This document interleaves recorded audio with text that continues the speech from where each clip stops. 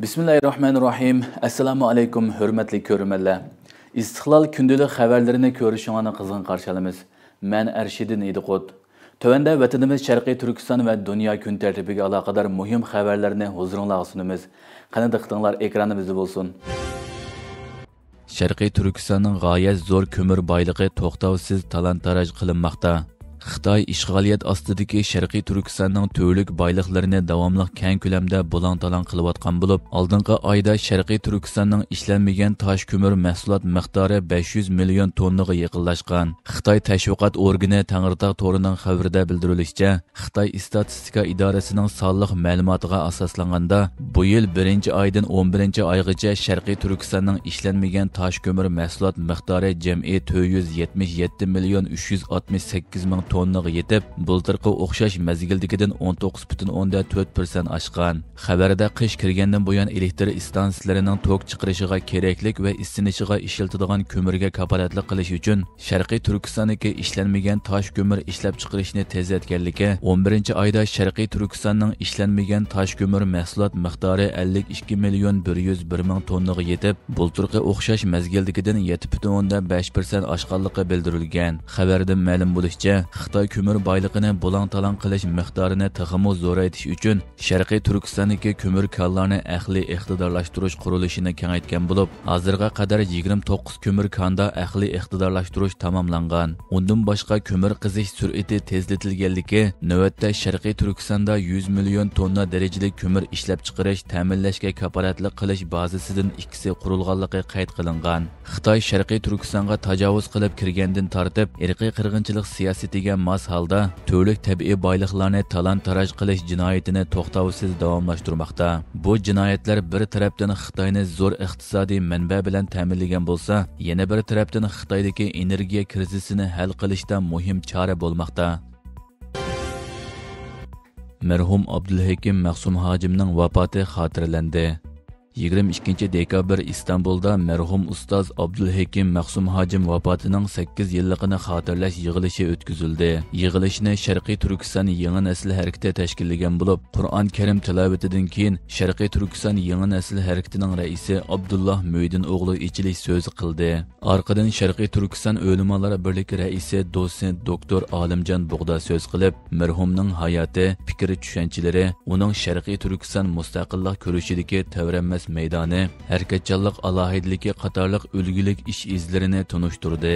Sharqiy Turkiston yangi nasl harakatining sobiq qurg'uvchi raisi marhum ustoz Abdulhakim Maqsum Hojimning o'g'li Abdusalom Taklimakan so'z qilib, marhumning oilasidagi va Sharqiy Turkiston da'vosidagi ulgulik ish izlari, siyosiy faoliyatlari va isil axloqini tunishtirdi. Marhum ustoz Abdulhakim Maqsum Hojim 2016-yili 22 dekabr İstanbulda olamdan o'tgan bo'lib, marhumning vafoti Sharqiy Turkiston da'vosi uchun cho'ng yo'qotish bo'lgan edi. Marhum hayot vaqtida islomiy qimmat qarashlari bilan Sharqiy Turkiston da'vosini har sohada birlashtirishni ching tutib mangan tirishchanlik ko'rsatgan. Marhum Abdulhakim Maqsum Hojim yana Sharqiy Turkiston da'vosi uchun xizmat qilayotgan ko'plagan tashkilotlarning qurilishida asosli rol o'ynagan edi. Ko'k hilol jamiyati o'smirlarning sog'lomligi uchun tirishchanlik ko'rsatmoqda. Ko'k hilol insoniy yordam jamiyati qurilgandan beri muhojiratga Sharqiy Turkiston xalqining moddiy qiyinchiliklarini hal qilish uchun butun kuchi va imkoniyatlari bilan tirishib kelgan bo'lib, oldingi bir yilda yana Kanadadagi HCI jamiyati bilan o'quvchilarni qo'llash turi bo'yicha hamkorlashdi. Bu jarayonda bolalar kasallik mutaxassislari va tibobat kasbida o'qiyotgan o'quvchilar Istanbulda yashayotgan Uyg'ur o'smirlarining salomatligini tekshirish ishlarini muvaffaqiyatli holda davomlashtirayotgandan boshqa, maktabda o'qiyotgan yetim bolani o'z ichiga olgan 25 Uyg'ur o'smirga har oyda bir qitim naqd pul bilan yordam qilib kelgan. Ondan boshqa HCI jamiyati har yili o'qish boshlanish oldida Uyg'ur o'smirlarini kiyim-kechak va o'qish qurollari bilan ta'minlab kelgan. Ko'k hilol insoniy yordam jamiyatining muavin raisi Abdulloh Armon bu vaqtda ziyoratimizni qabul qildi. Uning aytishicha, Ko'k hilol insoniy yordam jamiyatining Kanada HCA jamiyati bilan bo'lgan hamkorlik muddati 5 yil bo'lib, 2028-yilgacha davomlashadi ekan.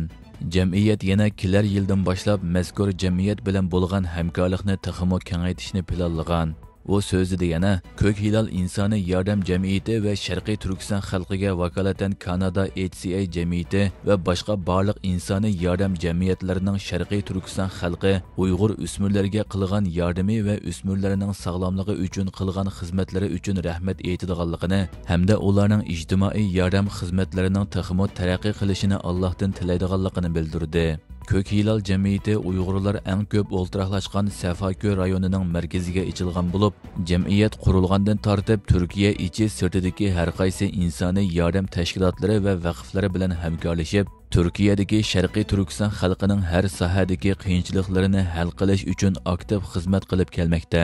Jumladan bir necha oy burun Ko'k Hilal insoniy yordam jamiyati bosh shtabi Amerikaga joylashgan ehtiyojli ayollarga yordam berishni bosh nishon qilgan payda olmaydigan kiyim-kechak markasi Zeyle Collection bilan hamkorlashib, Uyg'ur xonim qizlarining kasb o'rganib egilik tiklash tashabbuskorligini qo'llash turi bo'yicha Ko'k Hilal xonim qizlar kasbiy taraqqiyot markazini qurib chiqqan edi.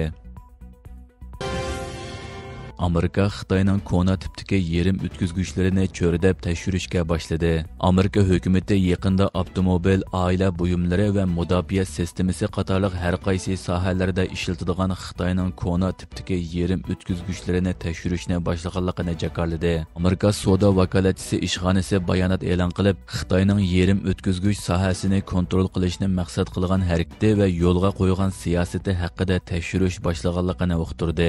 Bayonotda Xitoy yerim o'tkazgich sohasidagi yerlik va yer shari bozorlarini egallashga tirishayotganligiga ishorat qilingan bo'lib, Xitoyning yerliklashtirish va o'z-o'zini ta'minlashni amalga oshirish uchun raqobatga zid bozor qoidasiga uyg'un bo'lmagan usullarni qo'llanganligi ilgari surildi.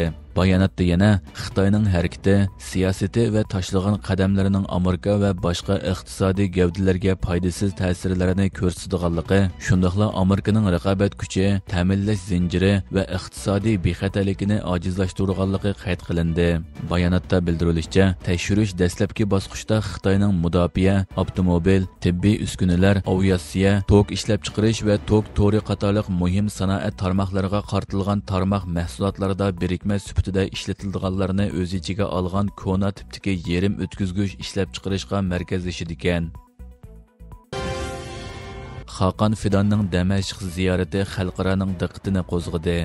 Turkiya Tashqi ishlar ministri Xaqan Fidanning Suriya poytaxti Damashqda yangi hokimiyatning rahbari Ahmad Shara Javlani bilan ko'rishishi xalqaro taratqularning kun tartibidan o'rin oldi. Turkiya ovoz radiosining xabarida qayd qilinishicha, markaziy qatorga joylashgan Al Jazeera televiziya kanali Xaqan Fidanning keyingi bosqichda Suriyaning terrorlik tashkilotlaridan tozalanishini umid qilamiz degan so'zlarini naql keltirgan. Undan boshqa Al Arabiya televiziya kanali, Fransiya 24 televiziya kanali, Germaniyaning Zeyt gazeti, Gretsiyaning davlatlik televiziyasi ERT qatorliq xalqaro taratqular Xaqan Fidanning Ahmad Shara Javlani bilan o'tkazgan suhbatida Turkiyaning terrorizmga qarshi kurash irodasini ta'kidlaganligini xabar qilgan. Amerika tashqi ishlar vakillari umumi bir necha kun burun Damashqni ziyorat qilib, Suriyaning yangi rahbarligi bilan siyosiy o'tkinchi bosqichni muzokara qilgan edi. Iran tashqi ishlar ministrligi bayonotchisi Ismoil Baqoyi haftalik axborot e'lon qilish yig'inida kun tartibdagi savollarga javob berib, Iranning Suriyadagi hozirgi hukumat bilan bevosita munosabat o'rnatmaganligini bildirgan. Hurmatli ko'ruvchilar, bugungi xabarimiz mushu yerda oyoqlashdi. Ko'rganingizga rahmat. Atigi programmada ko'rishguncha omon bo'lgaysizlar. Allohga omonat.